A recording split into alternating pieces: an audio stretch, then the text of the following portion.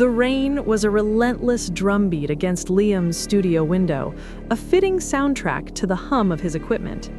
Days bled into nights in this soundproofed sanctuary, his sanctuary, until the static started.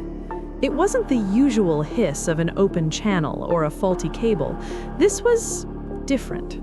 A subtle undertone, almost a whisper, in recordings that should have been pristine. He first noticed it in an old field recording, a melancholic cello piece played in an abandoned church.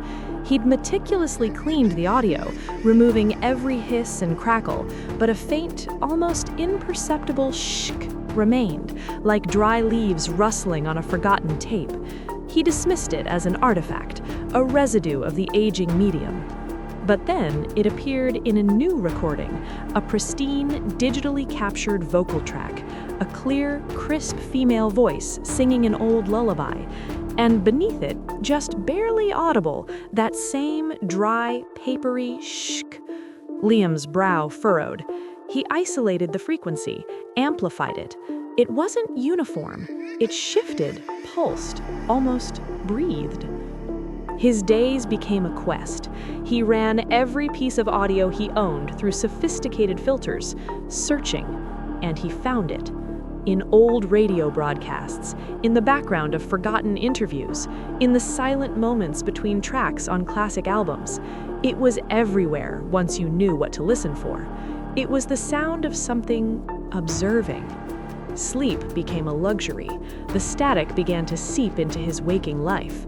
He'd hear it in the gentle hum of his refrigerator, in the distant whir of traffic, in the silence of his own apartment. It was no longer just an audio anomaly, it was an undercurrent of existence. One evening, deep in the isolating glow of his monitor, he stumbled upon a breakthrough.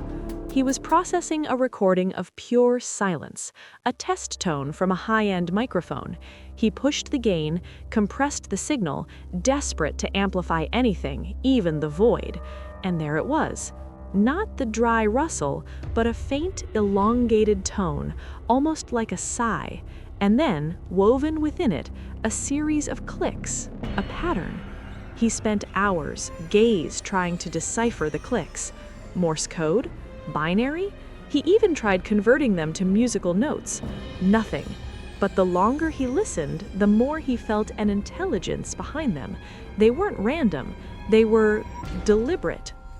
The shifts began subtly, a shadow playing tricks in his peripheral vision, a cold spot in his usually warm studio. He'd dismiss them, his mind consumed by the clicks, until the night he heard his name. It wasn't spoken. It was formed from the static. His name, Liam, stretched and distorted, emerging from the cacophony of sound. He froze, headphones clamped to his ears. His heart hammered. He ripped them off. Silence. He put them back on. The static pulsed. No name. Was he losing his mind? He decided to try something reckless. He would record his own silence. He set up the most sensitive microphone he owned, pressed record, and sat perfectly still in the dead center of his soundproofed room. He closed his eyes, listening to the thud of his own blood in his ears. When he played it back, his hands trembled. The shk was there, louder than ever, like a presence in the room with him. And then, amidst the dry rustling, a new sound, the sound of his own breathing, mimicked, distorted. A ragged, desperate inhalation followed by an unnervingly long, drawn-out exhalation. It was as if something was breathing with him, or perhaps breathing through him. The clicks returned, faster now, more insistent, and then out of the chaotic symphony of static, the sigh, louder, more defined, and then a whisper, almost clear, cutting through the noise. "You hear us now, Liam."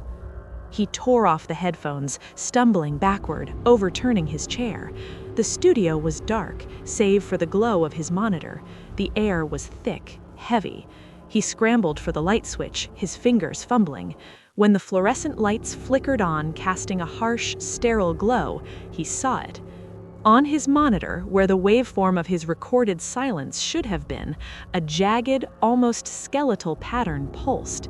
It wasn't audio, it was a drawing, a series of interconnected lines forming a crude, elongated face, 2 empty circles for eyes, a long vertical slash for a mouth, and beneath it, etched in the raw static, a single word: listen.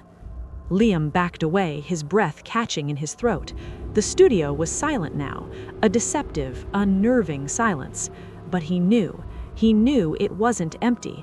It was listening, waiting, and somewhere just beyond the edge of his perception, the static was still shifting, and it was calling his name.